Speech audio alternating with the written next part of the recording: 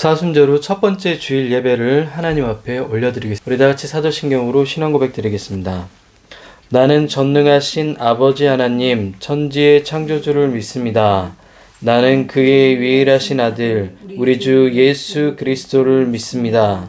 그는 성령으로 잉태되어 동정녀 마리아에게서 나시고 본디오 빌라도에게 고난을 받아 십자가에 못 박혀 죽으시고 장사된 지 사흘 만에 죽은 자 가운데서 다시 살아나셨으며 하늘에 오르셔 전능하신 아버지 하나님 우편에 앉아 계시다가 거기로부터 살아있는 자와 죽은 자를 심판하러 오십니다. 나는 성령을 믿으며 거룩한 공예와 성도의 교제와 죄를 용서받는 것과 몸의 부활과 영생을 믿습니다. 아멘. 사랑의 나눔 같이 찬양할까요?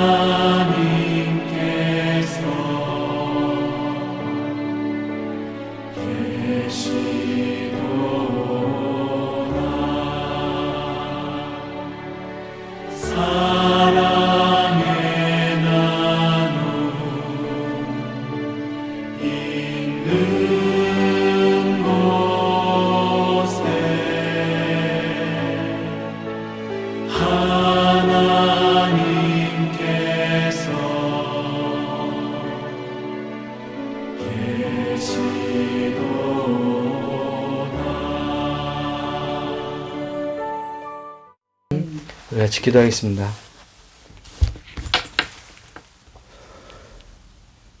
사순절이 시작되었습니다. 우리 주님께서 이 땅 가운데 오셔서 많은 사람들을 위하여 십자가에 목숨을 내어준 그 소중한 십자가를 기억하는 사순절 절기입니다. 우리 마음 가운데 경건한 마음 있게 해주시고 코로나19로 인해 절망 가운데 있는 사람들이 예수님의 십자가를 통해서 희망을 볼 수 있는 기이한 시간이 될 수 있도록 성령님 우리를 인도하여 주시옵소서. 광야 같은 시간들을 우리 모두 보내고 있습니다. 이 광야의 시간 속에서도 하나님의 말씀이 우리 삶의 중심이 되어 이끌어 주시고 광야의 시간 속에서 하나님의 말씀을 통하여 삶의 진리를 발견하는 귀한 시간이 될 수 있도록 우리 가운데 늘 함께해 주시옵소서. 오늘도 주님께 우리의 삶을 의탁하여 드립니다. 우리의 어두운 영혼 가운데 오셔서 빛을 비추시고 하나님의 말씀을 통하여 온전히 인도함을 받는 귀한 우리 뉴헤븐교회 성도들, 또 온라인으로 예배하는 모든 성도들이 되게 해 주시옵소서. 감사드리며 예수님 이름으로 기도드립니다. 오늘 하나님께서 우리에게 주신 말씀은 마태복음 9장 14절부터 17절입니다.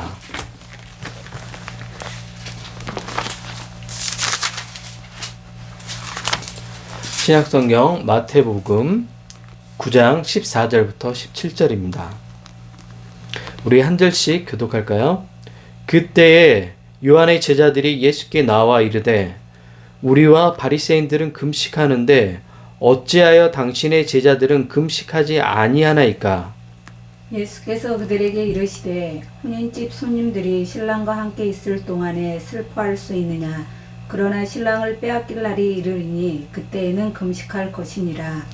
생배 조각을 낡은 옷에 붙이는 자가 없나니 이는 기운 것이 그 옷을 담기어 헤어짐이 더 심하게 됨이요. 새 포도주를 낡은 가죽 부대에 넣지 아니하나니 그렇게 하면 부대가 터져 포도주가 쏟아지고 부대도 버리게 됨이라. 새 포도주는 새 부대에 넣어야 둘이 다 보존됩니다. 오늘은 벽을 넘어라는 제목으로 하나님의 말씀 증가하도록 하겠습니다. 커피는 현대인들이 가장 좋아하는 기호식품 중 하나입니다. 아마 여러분도 하루에 커피를 한 잔 이상씩 드실 거예요.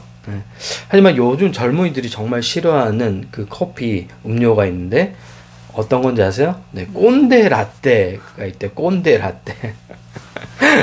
꼰대 라떼. 꼰대 라떼는 직장 상사가 과거에 자신의 한 일을 자랑하면서 시작하는 잔소리를 빗대어 표현한 신조어입니다. 신조. 새롭게 만들어진 언어입니다. 꼰대는 고리타분한 사고를 가진 기성세대를 비하하는 은어인데, 뭐, 지금은 이제 아예 정식 명칭처럼 사용되고 있고, 실제로 이제 검색해 보면 꼰대라는 용어에 대한 설명이 또 나와 있습니다. 여기에 라떼는 말이야 라고 시작하면서 이제 잔소리를 시작한다고 해서 꼰대하고 라떼가 합쳐진 합성어입니다. 최근에 트로트 가수 영탁이 꼰대 라떼라는 곡을 만들어 청년들이 당하는 서글픈 서러움을 노래하기도 했습니다. 꼰대라는 용어는 세대 간의 소통이 잘 안 되는 것을 보여줍니다. 말하는 입장에서는 분명히 조언인데 듣는 입장에서는 뭐죠? 스트레스인 거예요. 스트레스. 따분한 잔소리인 겁니다. 인터넷에 꼰대 테스트가 있는데 여러분도 한번 해보세요. 네, 시간이 나면. 사람들은 왜 꼰대 라떼를 싫어할까요? 바로 생각이 굳어진 사람들이기 때문에 그렇습니다. 여러분도 대화하기 싫은 사람 있죠? 어떤 사람과 대화하기 싫어요? 생각이 굳어져서 단 1도 바꾸지 않는 사람들 있죠. 자기 생각 안에 갇혀서 어떤 대화를 하면 대화를 통해서 사람들이 생각이 넓어지고 다른 사람들이 보는 그 시선으로 문제를 바라보기도 하면 더 풍성해진 삶을 살아갈 수 있는데 자신이 바라보는 그 관점만 맞다고 생각해서 단 1도 바꾸지 않는 사람들이 바로 이런 꼰대와 같은 사람들입니다. 저는 요즘 가전제품을 분해해서 재활용하는 공장에서 아르바이트를 하고 있습니다. 이제 아침 7시에 출근해가지고 4시 정도에 퇴근하는데, 일하는 동안에는 이제 대화를 할 수 없잖아요. 계속해서 반복적인 세탁기가 오면 계속 자기가 맡은 부분은 다 분해해야 되니까 망치로 두들기기도 하고 나사를 풀기도 하고, 그래서 이제 2시간 정도 일하고 이제 10분 정도 쉬어요. 2시간 일하고 10분, 2시간 일하고 10분 이런 식으로 이제 전체적으로 공장이 굴러가는데, 쉬는 시간에 이제 옆에 있던 이제 나이 든 아저씨, 60대 아저씨가 제게 물었습니다. 나이가 어떻게 되냐고. 보통 이제 우리는 보통 그런 것들 많이 묻죠. 나이가 어떻게 되냐, 고향이 어디냐, 애들은 몇이냐, 뭐 이런 것들 물어보잖아요. 나이를 물어보셔서 제가 43이라고 대답하자 이제 너무 좋은 시기라고 이야기를 하는 겁니다. 자신이 조금 이제 60이 조금 넘은 나이인데 인생 중 이제 살아보니까 40대가 자신의 인생에서 가장 좋은 시기였다고 이 아저씨가 말씀하셨어요. 솔직히 말씀드리면 40이 넘고 나서 저는 좋은 시절은 이제 다 갔구나라는 생각을 하고 있었습니다. 어느새 저도 이제 제가 만든 생각의 벽 안에 갇혀 있었던 거죠. 40대가 지났으니까 좋은 시절은 다 갔어. 내가 보내는 시기는 이제 저무는 시기를 살고 있구나, 이런 생각을 했던 거야. 그러고 보니 제가 청년들에게 자주 했던 말도 비슷한 얘기였던 거야. 어떤 얘기냐면 20대가 삶 가운데 가장 좋은 시기라고. 근데 사실 20대를 살아가는 청년들은 그 시기가 좋은 시간인지 잘 인식하지 못해요. 10대 청소년들에게도 마찬가지고 30대 청년들도 마찬가지죠. 다들 자신이 살고 있는 시기가 가장 좋은 시기라는 것을 잘 인식하지 못해요. 왜냐하면 어떤 생각 안에 갇혀있기 때문에 그래요. 왜냐면 20대 젊음의 시간들 너무 소중한 시간인데 가진 것들이 없으니까 그 시간들이 너무 나는 가진 게 없어, 이룬 게 없어, 그 불안함으로 자신의 20대를 채워가는 청년들을 많이 보기도 합니다. 모두 생각에 갇혀 있는 겁니다. 오늘날 많은 사람들이 시간, 경험, 문화, 공간의 벽에 갇혀 살아갑니다. 여러분은 벽에 갇혀 산 적이 없습니까? 오늘 본문에 자신의 신앙의 벽에 갇힌 사람들의 이야기가 나옵니다. 오늘 본문은 시간을 나타내는 부사 그때에라고 먼저 시작합니다. 그때는 언제죠? 바로 예수님께서 제자들과 함께 마태의 집에서 식사를 하고 계셨을 때예요. 처음 논쟁의 시작은 예수님이 당시 유대인이 가장 혐오했던 죄인 세리들과 또 죄인들과 같이 식사하는 것으로 시작합니다. 마태복음 9장 11절입니다. 바리새인들이 보고 그의 제자들에게 이르되 어찌하여 너희 선생은 세리와 죄인들과 함께 잡수시느냐. 요즘 말로 바꾸면 이런 거예요. 예수님이 왜 저런 죄인들과 함께 밥을 먹고 있는 거야? 경건하지 못한 저런 사람들과 어울리면 안 돼. 이게 바리새인들의 생각이었단 말이에요. 근데 예수님은 그런 죄인들과 함께 식사를 하고 계셨어요. 그리고 바리새인들이 했던 얘기를 들었죠. 저런 죄인들과 식사하면 안 돼라고 이야기하자 예수님께서 이런 말씀하십니다. 12절이에요. 예수께서 들으시고 이르시되 건강한 자에게는 의사가 쓸데없고 병든 자에게 쓸데있느니라. 그러니까 저렇게 죄인들에게 내가 정말 필요한 사람이야. 영혼을 치료하는 의사로서 내가 필요한 사람이야. 이렇게 이야기하신 거죠.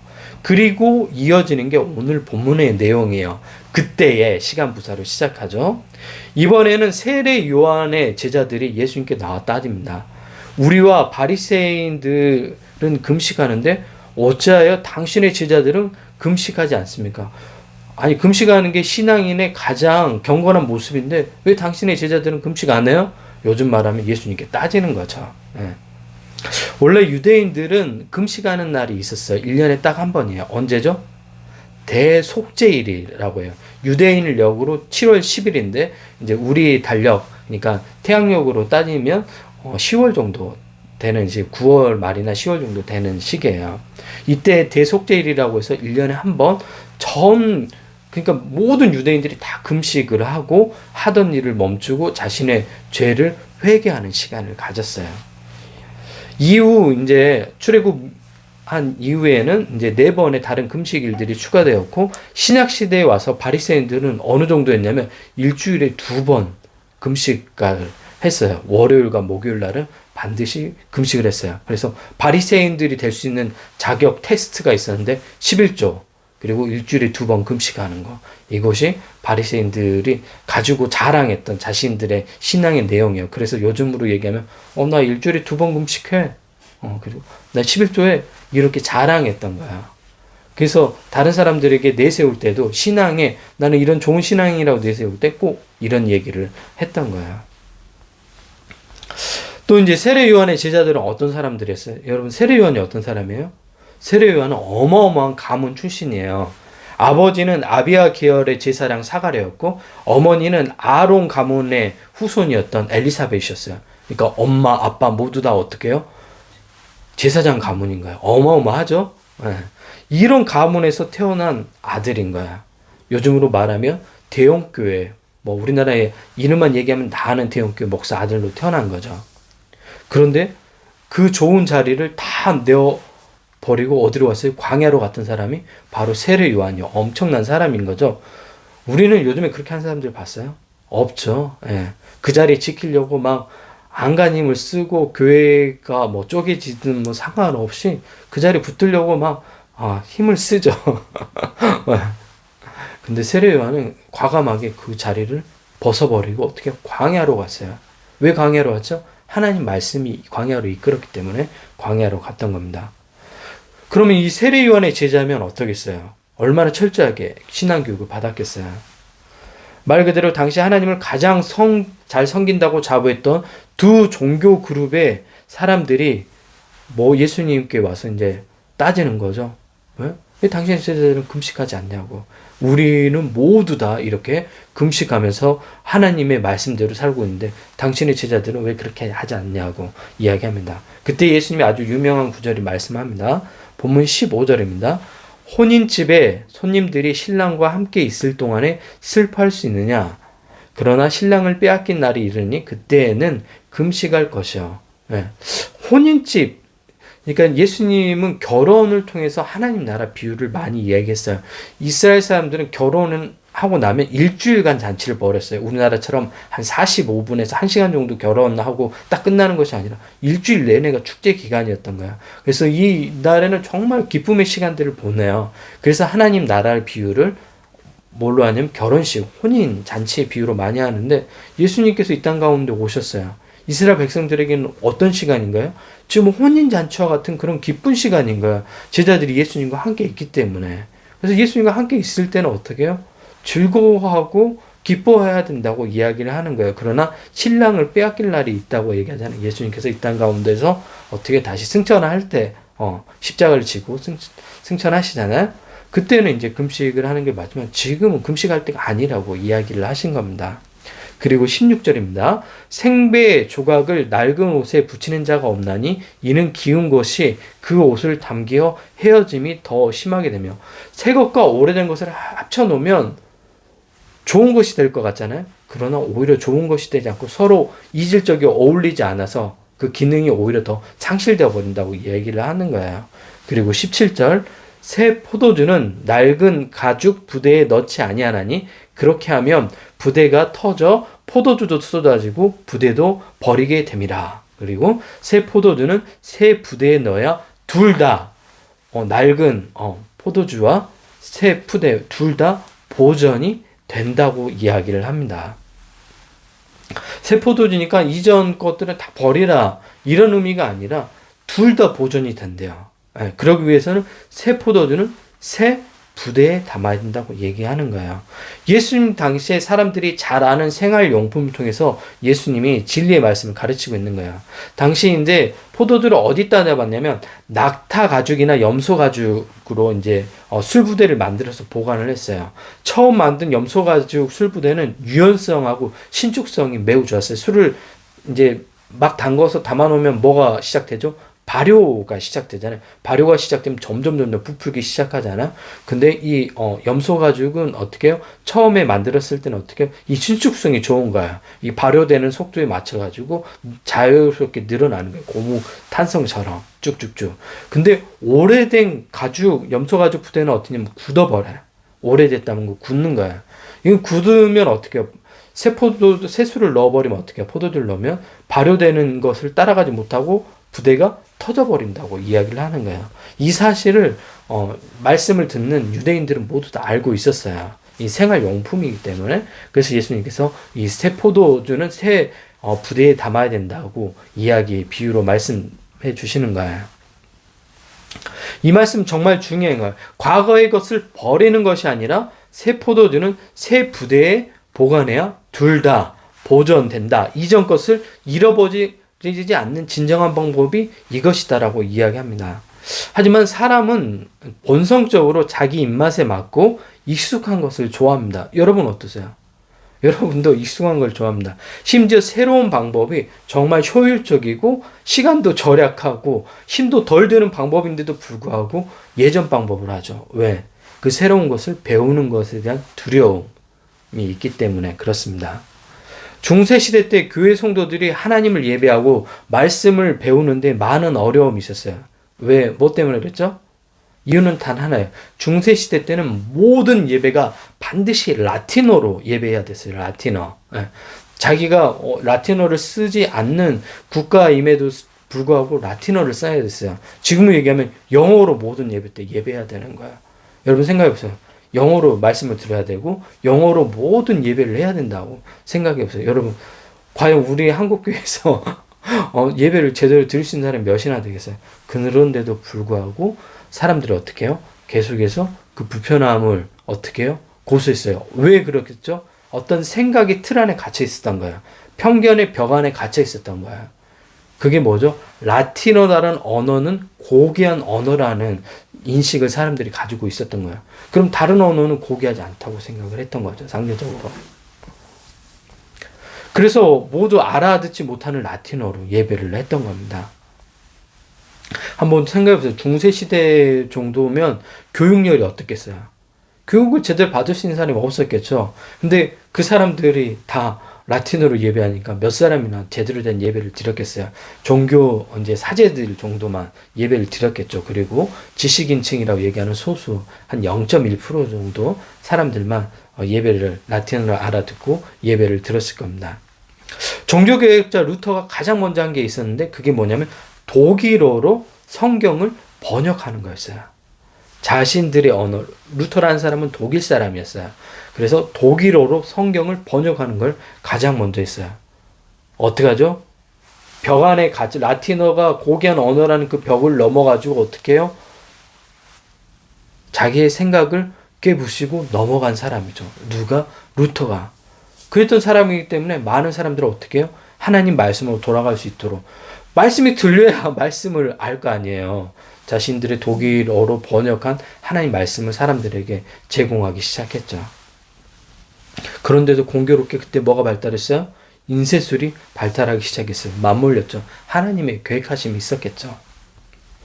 80년 후반에 한국 교회에 뭐가 시작됐냐면 흔히 얘기하는 밴드 문화가 들어오기 시작했어요. 그래서 교회에도 드럼하고 이제 일렉기타가 들어오기 시작했어요. 근데 사람들이 한국 교회에 있었던 당시에 기성세대들이 이런 악기들이 들어온 거에 대해서 경악을 금치 못했어요. 그리고 어떻게 말을 했냐면 어떻게 이런 거룩한 예배당에서 이런 천박한 악기를 사용할 수 있냐고 하나님을 예배하는데 절대 안 된다고. 예. 심지어 피아노가 들어와도 그랬어요. 왜 그랬을까요? 당시에는 이제 올게노를 사용했는데 피아노는 술집에서 주로 많이 초창기에는 쓰였던 악기였어요. 그러니까 그 피아노가 들어오니까 안 된다고. 예. 드럼이 들어오니까 안 된다고. 일렉기타가 들어오니까 안 된다고. 사람들이 이런 천박한 악기는 사용하면 안 된다고. 다 뭐죠? 어느 벽 안에 갇혀 있는 거야. 자신이 생각하는 그 생각 안에 갇혀 있었던 거야.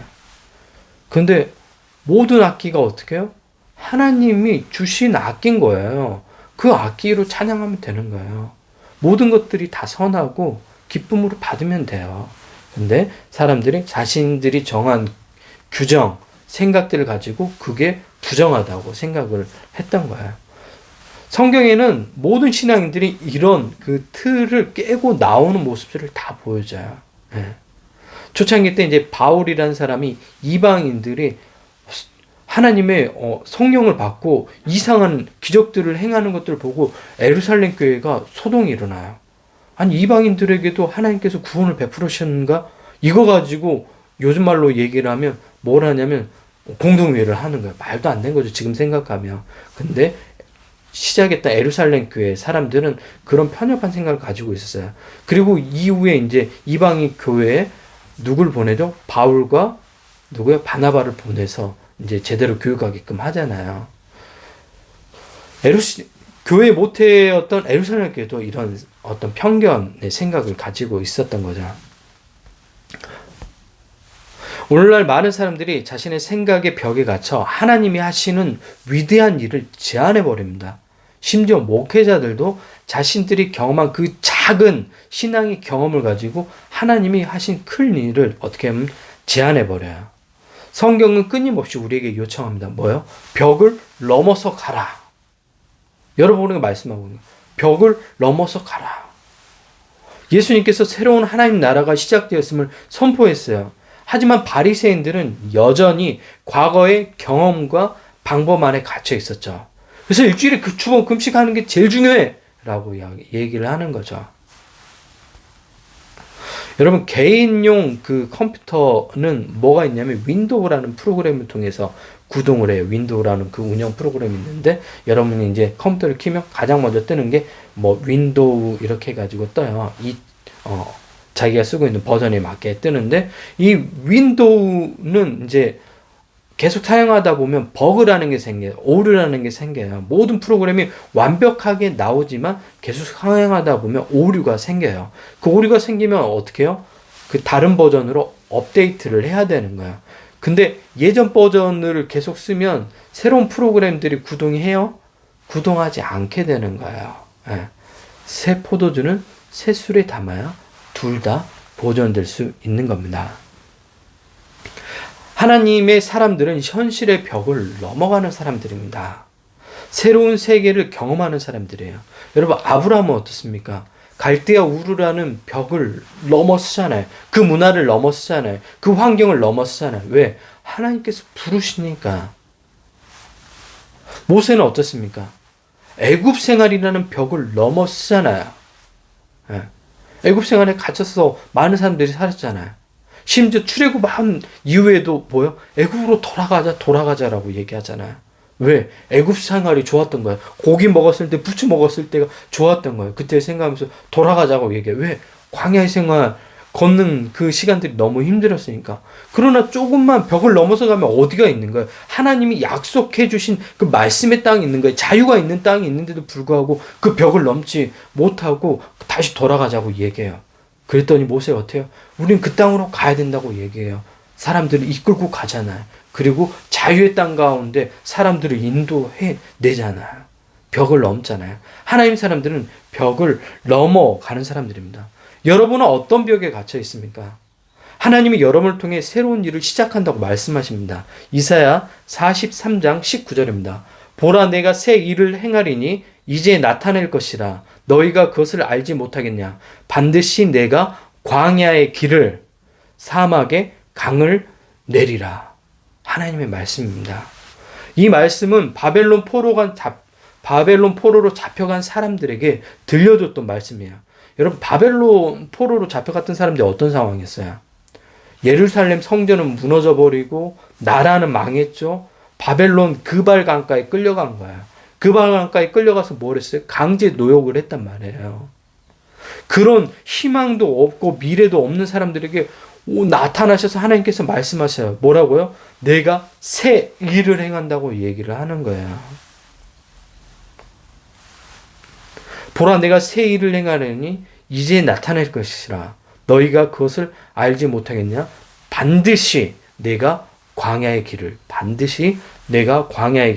사막에 강을 내겠다고 하나님께서 여러분에게 말씀하십니다. 전에는 바다 가운데 하나님께서 길을 내셨죠. 언제요? 출애굽할 때 바다 가운데 길을 내셨던 분이에요. 하나님은 길을 만드시는 분입니다. 네.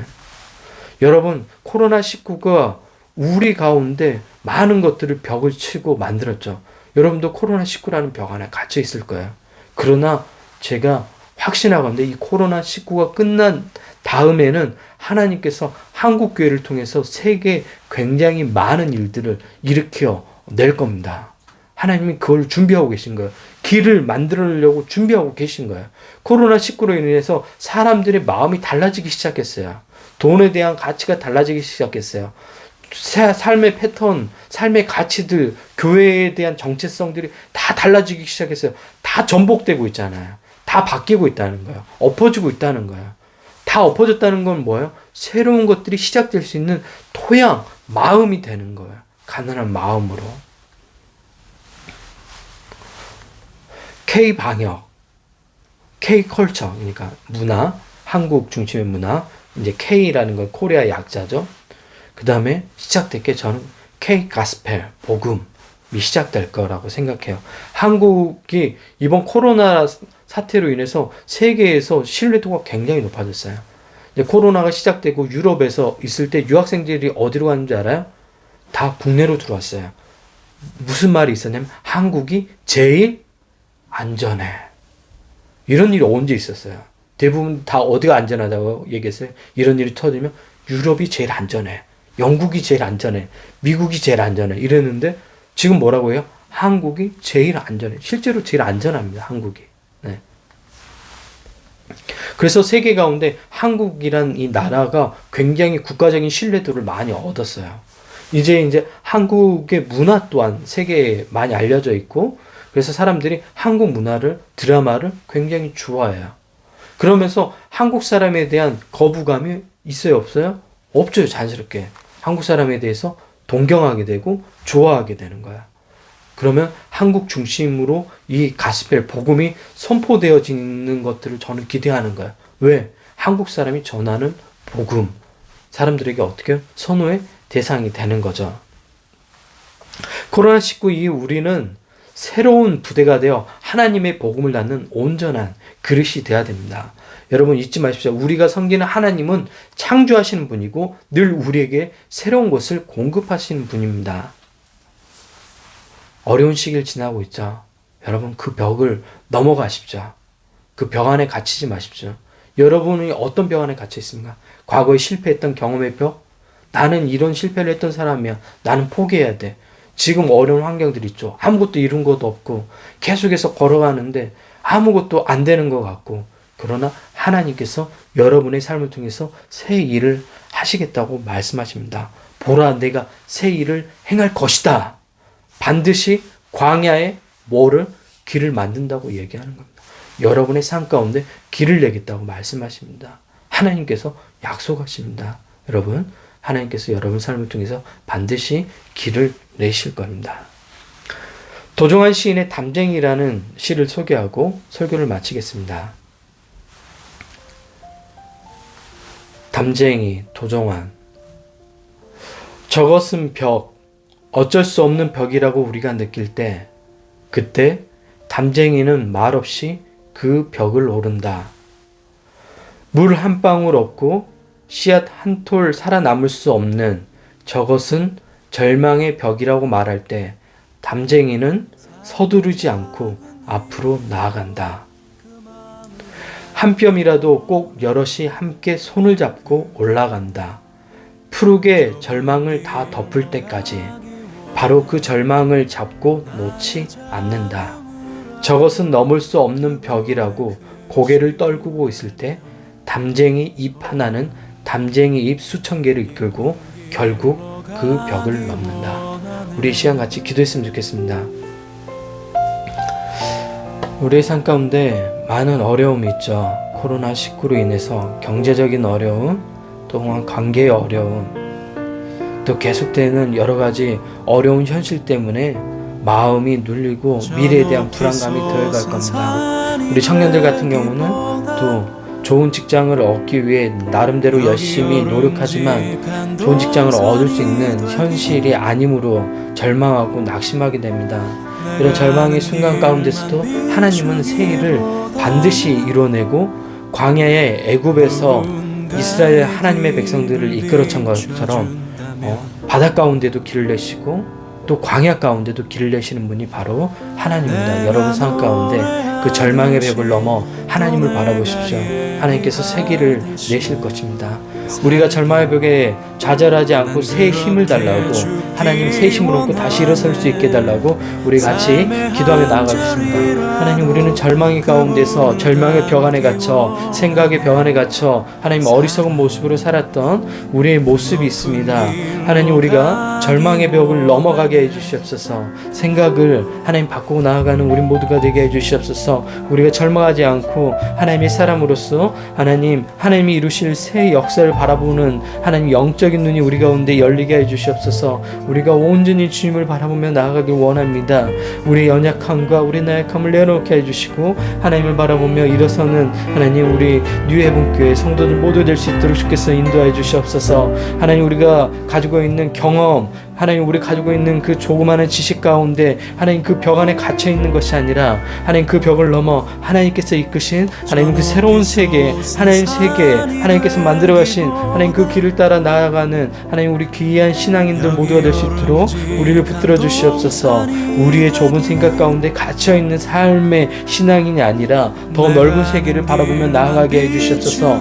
하나님, 새 포도주는 새 술에 담아야 된다고 말씀하신 예수님의 말씀처럼 우리가 기존에 익숙해졌던 생각 안에 갇히는 것이 아니라 하나님께서 늘 이끌어 가실 그 새로운 환경과 하나님 새로운 길에 대한 두려움을 갖지 않고 하나님 온전히 도전하며 하나님의 세계를 쫓아 미래를 열어가는 하나님의 귀한 성도들 모두가 될 수 있도록 주께서 인도해 주시옵소서. 감사드리며 예수님 이름으로 기도드립니다. 아멘. 네, 사순절이 시작되었습니다. 경건한 삶을 여러분 삶 가운데 매일 조금씩 실천하는 여러분 생활이 되었으면 좋겠습니다. 영성 생활이라는 게 다른 게 아니에요. 하나님의 말씀을 하루에 한 장씩 읽고 또 하루를 마감할 때, 하루를 시작할 때 기도하는 것, 그게 영성 시작이죠. 그리고 예수님의 시선으로 세상을 바라보는 것. 사람들은 편견이라는 그 좁은 시선으로 세상을 바라봅니다. 그렇게 바라보면 누군가에게는 시선의 폭력이 되고 누군가에게는 굉장히 아픈 언어의 폭력이 됩니다.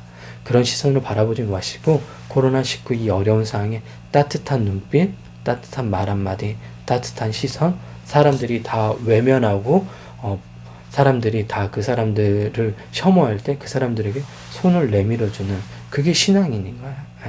여러분 모두 다 그런 신앙인이 되셨으면 좋겠습니다. 코로나19로 인해서 계속해서 온라인 예배로 드립니다. 예배 드릴 때마다 은혜가 있어요. 온라인으로 드린 예배의 어떤 형식이 중요한 것이 아니라 우리가 어떤 마음으로 하나님을 예배하는가가 중요합니다. 여러분 모두 계속해서 이 온라인 예배에 같이 동참해 주시고 또 주위 사람들에게도 좋은 교회들이 많이 있어요. 좋은 목사님들이 많이 있어요. 대형교회 이런 데만 선호하지 마시고 하나님의 말씀을 정말 정직하게 전하려고 하는 좋은 목사님들이 많이 있거든요. 또 유튜브에 들어가서 찾아보면 그런 분들이 많으니까 그런 분들의 좋은 설교를 들으셔야 여러분의 신앙들이 성숙해 가고 하나님의 말씀대로 살아갈 수 있도록 좋은 인도자가 되는 목사님들 말씀을 들으십시오. 그럴 때 여러분의 신앙이 진짜 자랄 수 있습니다. 한 주간도 승리하시고 다음 주에 또 좋은 모습으로 우리 모두 다 만났으면 좋겠습니다. 한 주간도 평안하시기 바랍니다. 축도하겠습니다.